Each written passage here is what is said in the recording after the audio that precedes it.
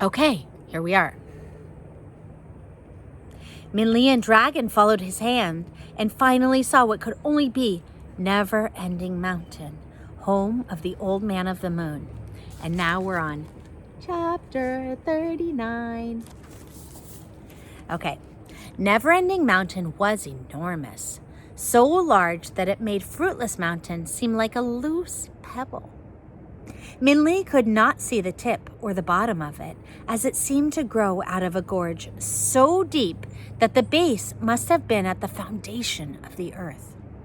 Minli felt as if she were on the edge of the world as she stared across the great gulf separating them from Never-Ending Mountain. Can you guys close your eyes and picture it for a second? Because it's kind of like this giant mountain in front of you and this big, deep canyon or gorge in front of you. I mean, it's like an amazing, what we call a sublime sight. Okay?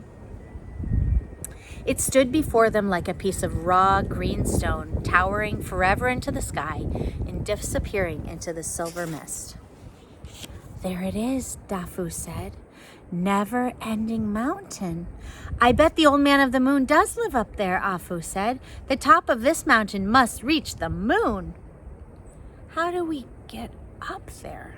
Minli asked. She was starting to feel dizzy from staring upward so long. The dragon looked chagrined. If I could fly, he said, I'd be able to get us up there to see the Old Man of the Moon. If you could fly, Afu laughed, you would not need to see him. That's true, right? But, Minli said, it looks like flying is the only way up to see the Old Man of the Moon. There's probably another way, Afu said. Yes, Dafu said. You probably just have to let the Old Man of the Moon know you'd like to come up. How do we do that? Dragon asked. Send a message? Minli looked up at the sky as Dragon and Da'afu continued to talk. Send a message. Send a message. Dragon's words echoed in Minli's ears, and she felt as if she were searching for a match to light a lantern.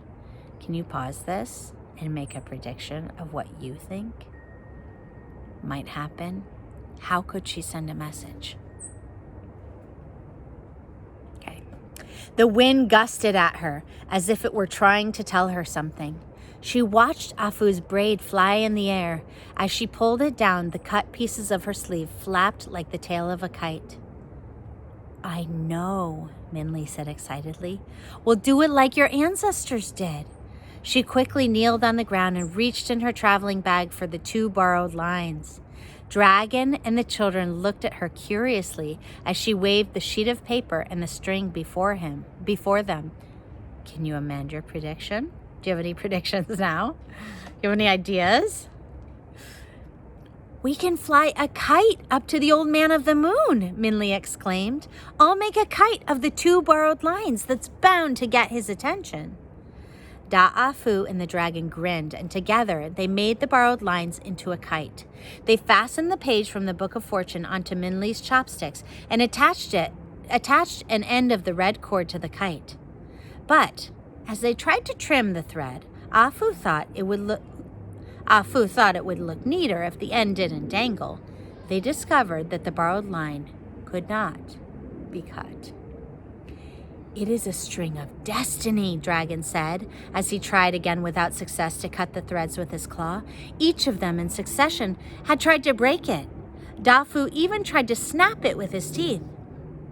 It is reasonable to think it is unbreakable.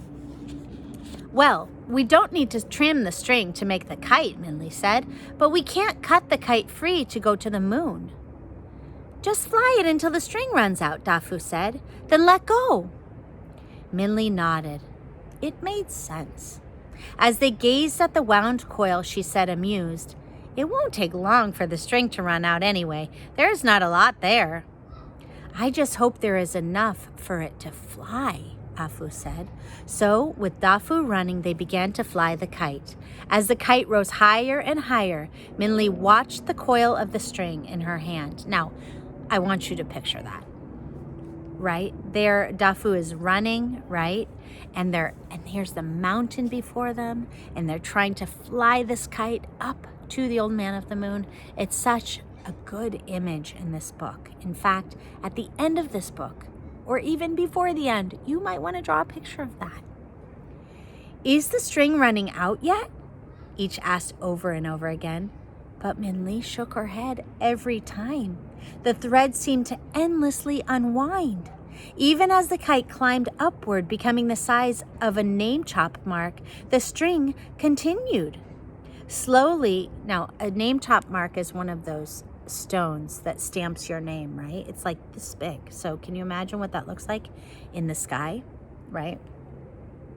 See, slowly it disappeared from view, with the thread scratching the darkening sky with a faint red line. That is a magic string, Dafu said in an awed voice. Of course, the dragon said suddenly. It's a thread of destiny. If we are destined to see the Old Man of the Moon, it will stretch to reach him. You may be destined to meet him then, Afu said, impressed. However, as she looked at the sky turning to night, she frowned. But we are not. Dafu, we should go back home. We have been gone too long. After the green tiger, we should try not to worry Ama and Agang so much. Don't you have anything you want to ask the Old Man of the Moon? Min-Li asked. You could change your fortune too. What do you think they're going to say? Any guesses? No, Da'afu said, laughing. Why would we want to change our fortune? The children ran down the mountain, their laughter melting into the air. Min-Li shook her head in confusion but waved goodbye. As Min-Li watched them turn into figures of shadows, seeming to dance toward their home and village, she thought of her own Ma and Ba waiting for her in her home far away. As the sky deepened like brewing tea, Min-Li and the dragon looked in silence at the red line reaching to the heavens. But just as the moon rose in the darkness, Min-Li felt a sudden jerk on the string. It began to strain and bend. Something's happening, she cried out. Pull the kite in, Dragon said. Bring it back. Something has changed, Min-Li said as she strained and pulled. It's heavy now. The dragon reached above Min-Li's head and grabbed the cord.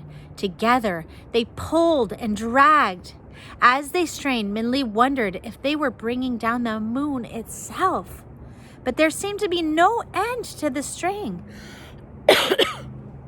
As they wound up the thread, it seemed to be getting thicker and thicker. And when the string became the width of Min-Li's little finger, a strange clattering, like a wooden wind chime, filled the air. Something has happened to the string, the dragon gasped between heaves, and something strange had happened. The thread, which was really now more like a thick silk rope, seemed to have divided itself into a long, strange web, reinforced with bamboo stalks. As the endless U-shape came toward them, Min-Li gasped. The string, Min-Li panted. It's a bridge. Oh my gosh. This is getting really exciting. Okay, and now we're on chapter 4. How much you want to bet? I'm not even going to look. How much you want to bet they're going to go back to Ma and Ba? Let me just check.